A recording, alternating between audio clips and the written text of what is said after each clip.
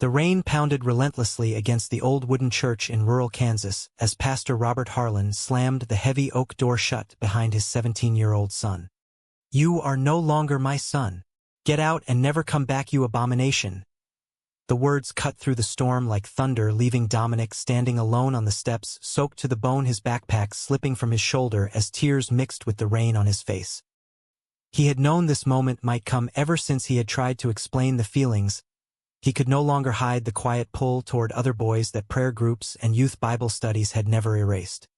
But nothing prepared him for the finality of his father's voice or the way the church lights flickered out behind the stained glass as if God himself had turned away. Dominick stumbled down the steps, his sneakers squelching in puddles that reflected the gray sky. The small town of Harlan's Crossing had always felt safe, wrapped in the same hymns and potlucks that defined his childhood, but now every porch light seemed to judge him.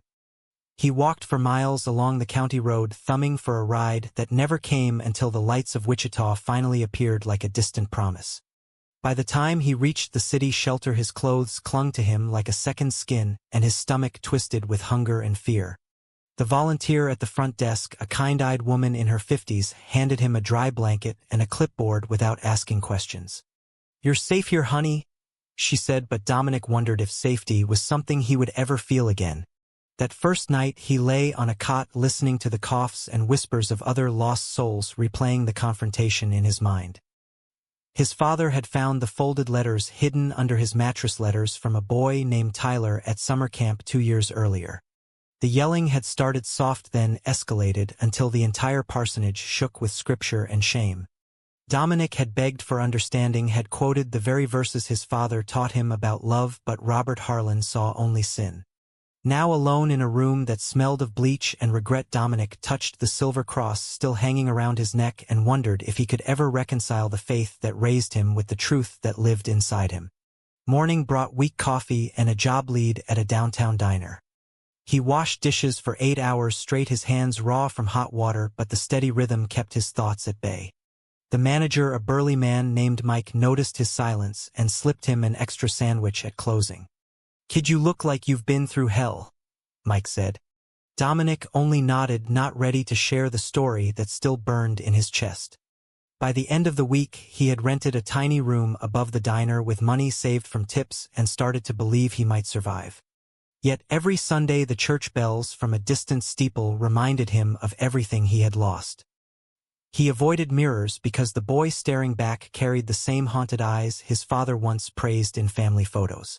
Weeks turned into months, and Dominick began volunteering at a youth center on the east side where kids like him gathered for free meals and quiet support. He kept his head down, stacking chairs and wiping tables, until one evening a tall man with warm brown eyes and a gentle smile approached. "I'm Leon," the man said, extending a hand. "I volunteer here too. You look like you could use a friend." Dominick hesitated, but something in Leon's steady gaze made him shake the offered hand. For the first time in months, the knot in his chest loosened just a fraction. He did not know it yet, but that simple introduction would become the turning point he never saw coming. The rain that had started everything still echoed in his dreams, but for the first time a small spark of hope flickered against the storm. Leon proved to be the kind of friend Dominick had never known existed. At 25, Leon worked as a counselor at the center, helping young people navigate the same confusion and fear that still gripped Dominick every night. Their conversations started simple, over lukewarm coffee after closing shifts. Leon listened without judgment as Dominick finally spoke the words he had buried for years. "I always knew I was different," Dominick confessed one rainy evening, mirroring the night he was cast out. "But my dad made it sound like a choice, like I was choosing to hurt God and our family." Leon nodded, his eyes reflecting old pain of his own. "Faith can be a beautiful thing until people twist it into a weapon," he said quietly. "You're not broken, Dominick. You're just figuring out who you are outside the cage they built for you." Those words planted seeds that slowly took root. Leon introduced him to books and podcasts that reframed love and identity in ways the church never had. They walked the river paths after work, talking about everything and nothing until the city lights blurred into friendship. Dominick found himself looking forward to Leon's texts, the silly memes that made him laugh for the first time in years. Yet doubt lingered. Whenever Leon's hand brushed his shoulder accidentally, Dominick pulled back, remembering his father's voice calling him abomination.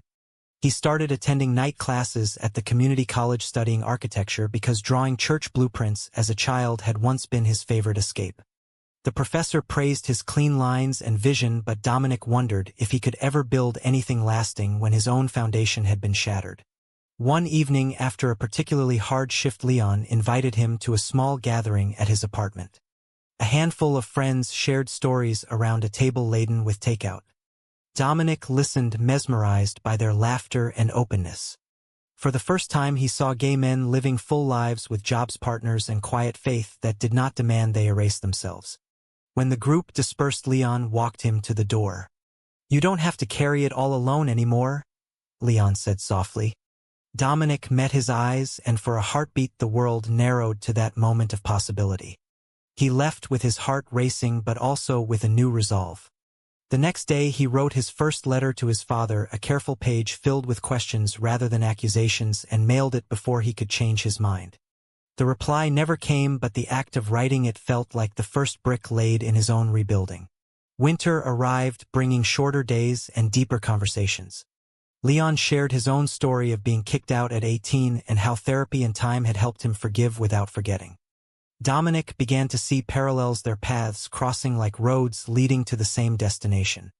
He started therapy at the center, sliding into the chair each week with trembling hands until the sessions became anchors. Slowly the shame that had wrapped around his heart like barbed wire began to loosen. Yet when Christmas lights twinkled across Wichita, Dominick stood outside a church service listening to carols from the sidewalk, feeling the old pull and the new freedom war inside him. Leon found him there later and simply stood beside him in silence, offering presents instead of answers. In that quiet companionship, Dominick realized friendship was becoming something deeper, something he was almost ready to name. The city that had once felt cold now held warmth, and Leon was at the center of it all. Spring brought change and the first real test of their growing bond. Dominick had saved enough to enroll full-time at the university studying architecture with a scholarship for students from rural backgrounds. Leon celebrated with him over pizza on the tiny balcony of his apartment, watching the sun set over the river. "You're doing it," Leon said, his voice full of pride. Their eyes met, and this time Dominick did not look away.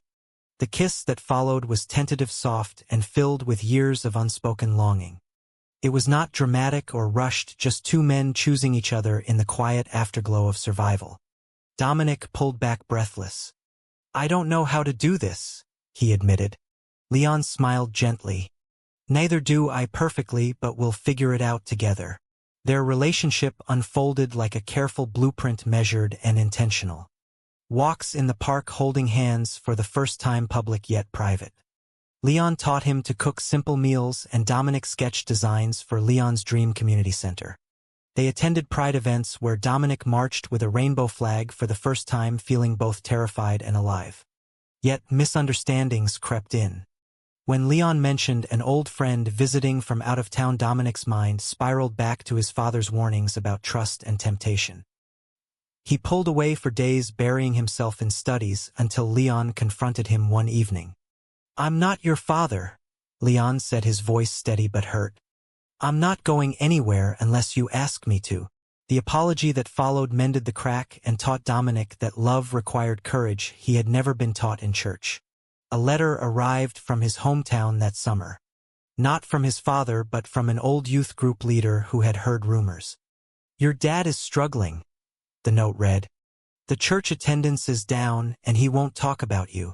Dominick stared at the paper for hours, torn between anger and the boy who still wanted his father's approval. Leon listened, as always, then suggested a road trip back to Harlan's Crossing just to see the town from afar. They drove the familiar highway, windows down, music playing softly. When the church steeple appeared on the horizon, Dominick's chest tightened, but Leon's hand on his knee grounded him. They did not stop, only drove past the parsonage where lights glowed in the windows. On the way home, Dominick cried for the first time in months, releasing the boy who had stood in the rain. Leon held him through it, promising that healing did not mean forgetting. Back in Wichita, their love deepened into something solid. They moved into a small apartment together, painting walls and arguing over furniture like any couple building a life. Dominick's grades soared, and he landed an internship at a firm specializing in historic preservation. Leon continued his counseling work, their evenings filled with shared meals and quiet talks about the future. Yet the past refused to stay buried. When Dominick's father suffered a mild heart attack, the news came through a distant cousin. Dominick sat on the couch, staring at his phone, debating whether to call. Leon sat beside him. "Whatever you decide, I'm here," he said. Dominick chose not to call, not yet, but the decision marked another step toward the man he was becoming. Their love was no longer just survival, it was the foundation for everything that would come next. The crisis arrived without warning 2 years later. Dominick had graduated and joined the preservation firm full-time, his first major project restoring an old theater downtown. Leon proposed quietly one evening on their balcony with a simple ring and a promise to face whatever came together. Dominick said yes, tears in his eyes, feeling for the first time that he belonged somewhere completely. Then the misunderstanding shattered everything. Leon's ex-partner from college resurfaced, claiming unfinished business and sending old photos that appeared compromising. Dominick found them on Leon's laptop while looking for a file, and the old shame roared back. He packed a bag and left without a word, driving aimlessly until he reached a motel on the edge of town. The betrayal felt familiar, like his father's door slamming all over again. Leon searched for days, calling friends and posting careful messages online until he found Dominick at the motel. The confrontation was raw. "I never touched him again," Leon insisted. "Those photos are from years before you." Dominick wanted to believe him, but the voice in his head whispered that love always ended in abandonment. They argued for hours until exhaustion won and Leon left with a promise to give space. The separation lasted 3 weeks, during which Dominick threw himself into work, sleeping on the office couch and sketching endless designs that all featured broken churches. His boss noticed the change and gently suggested therapy again. Slowly Dominick began to see the pattern. His father's rejection had taught him to expect the worst from everyone, including the man who had never given him reason to doubt. A breakthrough came during a session when the therapist asked what forgiveness would look like for himself. Dominick realized he had been waiting for his father's approval to grant himself permission to be loved. He called Leon that night, and they met at their favorite bench by the river. The conversation was honest, painful, and healing. Leon shared his own fears of not being enough, and together they rebuilt trust brick by careful brick. Dominick returned home, and they renewed their promise with deeper understanding. Yet the test was not over. News arrived that the church in Harlan's Crossing was falling into disrepair after his father's retirement and declining membership. The building that had once expelled him now stood empty and crumbling. Dominick stared at the article for hours, then made a decision that would change everything. He applied for the restoration grant, telling Leon, "I need to face it to finish becoming who I am." Leon supported him without hesitation. The sacrifice was real, leaving their stable life for months of fieldwork, but it was the choice that proved love could survive the hardest storms.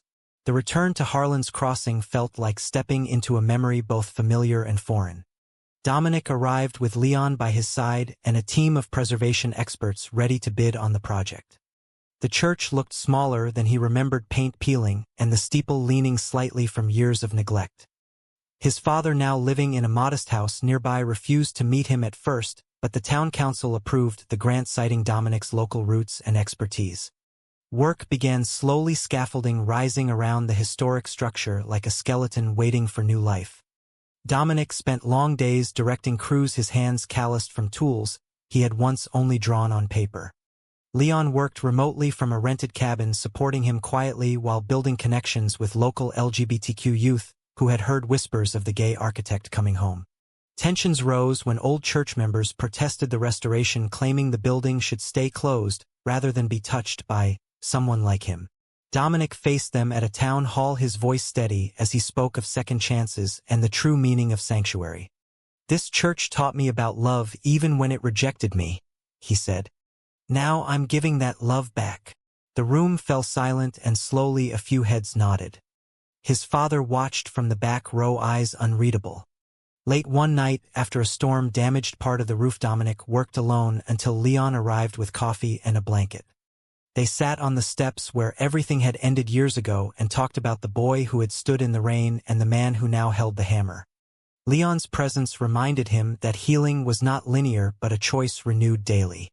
As months passed, the church transformed, new beams gleaming, fresh paint shining, and the steeple straightened like a man standing tall again. Dominick's father finally agreed to a meeting in the parsonage. The conversation was halting, full of long silences and careful words. Robert Harlan admitted his own failures and the loneliness that followed his son's departure. "I thought I was protecting you," he said. "But I only broke us both." Dominick did not offer instant forgiveness, but he extended an invitation to the reopening ceremony. The work became more than restoration, it was reconciliation in wood and stone. Leon proposed again under the newly restored stained glass, this time with the entire crew cheering. Dominick accepted, laughing through tears, feeling the full circle of his journey. The internal crisis that had once threatened to consume him now fueled the very project that brought him home. The reopening day dawned bright and clear, the church bells ringing for the first time in years. Townspeople filled the pews, many who had once turned away now clapping as Dominick cut the ribbon. His father sat in the front row, head bowed, during the simple service that celebrated community rather than condemnation. Leon stood beside Dominick, their hands linked openly for the first time in that sacred space. Speeches were made, stories shared, and when Dominick stepped to the pulpit, he spoke not of anger but of growth. "This building once closed its doors on me," he said. "Today it opens them wider because love always finds a way back." Applause rose, and for the first time his father met his eyes with something like pride. In the months that followed, Dominick and Leon settled into a life that blended past and future. They bought a small house near the church where Dominick continued preservation work and Leon opened a counseling practice for families navigating faith and identity. Quiet evenings on the porch watching sunsets replaced the storms of their early years. Dominick visited his father, weekly conversations growing easier with each shared meal. The cross he had worn through the rain now hung in their home as a symbol of what survived rather than what broke. Friends from Wichita visited, bringing laughter and new memories, proving that chosen family could heal what blood sometimes could not. Yet life continued to test them. A local election brought anti-LGBT rhetoric, and Dominick found himself speaking at rallies, his voice stronger for every scar it carried. Leon stood beside him, always their partnership, a quiet revolution in a town that was slowly changing. Through it all they chose each other daily, choosing understanding over fear and hope over history. The church thrived with new programs for youth regardless of who they loved, and Dominick often stood in the sanctuary he had rebuilt, feeling the weight of every choice that led him there. Leon would find him sometimes, and they would sit together in the quiet, remembering the boy in the rain and celebrating the man who refused to stay lost.